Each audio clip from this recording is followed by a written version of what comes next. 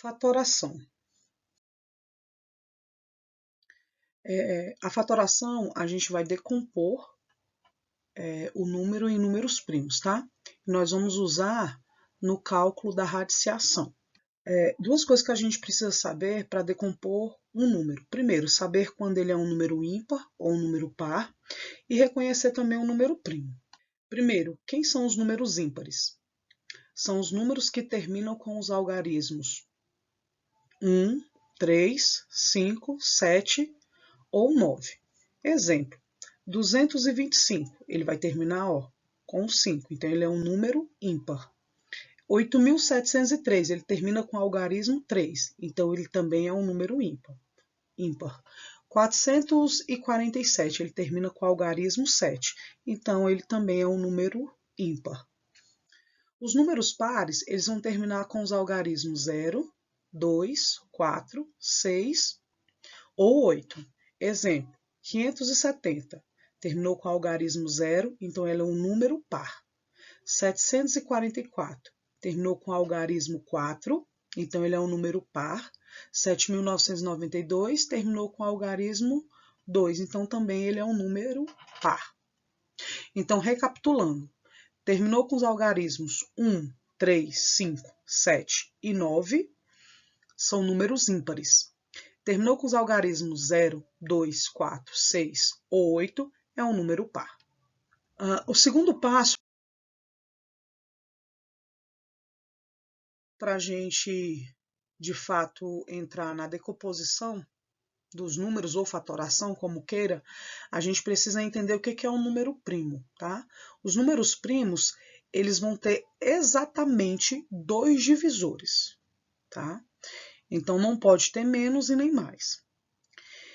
E o primeiro divisor vai ser o número 1 e o segundo divisor, ele mesmo. Observação, o número 1 não é primo, pois ele possui apenas um divisor, que é ele mesmo. E lembra, precisa ter exatamente 2 divisores. Outra observação é que o número 2 é o único número primo que é par.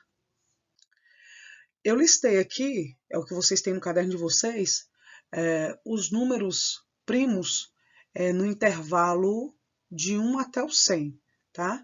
Então tá aqui, 2, 3, 5, 7, 11, 13, 17, 19, 23, 29, 31, 37, 41, 43, 47, 53, 59, 61, 67, 71, 73, 79, 83, 89 e 97. Existem mais, tá? Lembra, é só o intervalo que vai de 1 até o 100. Agora, como é que a gente vai fatorar? Vamos lá. Eu vou fatorar o número 36. Eu vou colocar uma lista aqui. Tortinha, coitada. E a primeira pergunta que eu vou fazer é, ele é um número par ou um número ímpar? Ele terminou com algarismo 6, então ele é um número par. Então, eu vou pensar lá na minha lista de números primos. Lá eu tinha 2, 3, 5, 7, 11, colocar reticências, porque eu tinha mais. Mas aqui já dá para a gente começar. Se o número é par, eu vou começar a dividir pelo número 2. Então, vou usar aqui o número primo 2. Então, 36 dividido por 2 dá 18.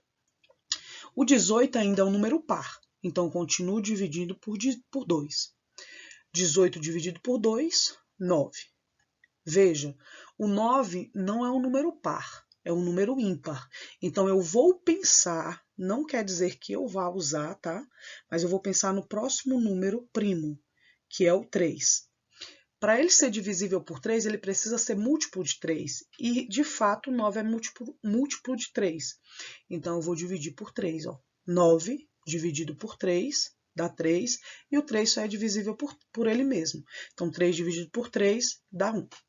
Então, o que eu preciso entender? Que o número 36, ele pode ser escrito como 2 vezes 2 vezes 3 vezes 3, ou seja, multiplicação de números primos. Mas o 36 também pode ser escrito assim, 2 elevado a 2 vezes 3 elevado a 2. Ok? Próximo exemplo. O número 25, vou seguir o mesmo raciocínio. Lembra lá, eu tenho o número 2, que é primo, 3, 5, 7, reticências, tá? Então, eu vou pensar, ele é um número ímpar ou um número par? Ele é um número ímpar, porque ele termina com algarismo 5. Então, eu já não penso no 2, eu vou pensar no 3. Mas para eu dividir por 3, ele precisa ser múltiplo de 3. O que que eu faço? Eu somo esses dois, ó. Vou somar ele. 2 mais 5 é 7. 7 não é múltiplo de 3, logo 25 não é divisível por 3. Aí eu vou pensar no próximo número, que é 5. O 5 só pode dividir os números terminados com algarismo 0 e o 5. Então, logo, ele é divisível por 5. 25 dividido por 5 dá 5. O 5 só é divisível por ele mesmo. Então, 5 dividido por 5, 1. Então, ó, o 25 eu posso escrever como multiplicação dos números primos 5 vezes 5. E ainda eu posso escrever ele como 5 ao quadrado. Beleza? Vamos para o terceiro exemplo. 150. Coloco meu tracinho, tá?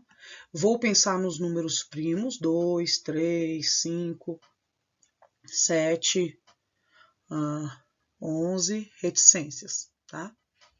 Então, vamos lá. A primeira pergunta que eu faço é, ele é um número par ou um número ímpar? Ele terminou com 0, então ele é um número par. Eu vou começar a dividir por 2. Então, boto 2 aqui. 150 dividido por 2 dá 75. 75 é um número ímpar, então eu não vou mais usar o 2, vou pensar no 3. Então, eu somo 7 mais o 5. Ó, 7 mais 5 vai ser igual a 12. 12 ele é múltiplo de 3, porque vai ser 3 vezes o 4 é igual a 12. Então, ele é múltiplo de 3. Então, aqui eu posso usar o número 3. Então, eu vou pensar 75 dividido por 3 dá 25. Aí é um número ímpar, né? Então, eu vou pensar no 3 ainda. Só que o 25 não é múltiplo de 3. Então, eu vou pensar no próximo número, que é 5. 5 vai dividir os números que terminam com 5 ou com 0. Então, ele dá para dividir por 5. 25 dividido por 5, 5. E 5 eu só consigo dividir por 5. 5 dividido por 5, 1.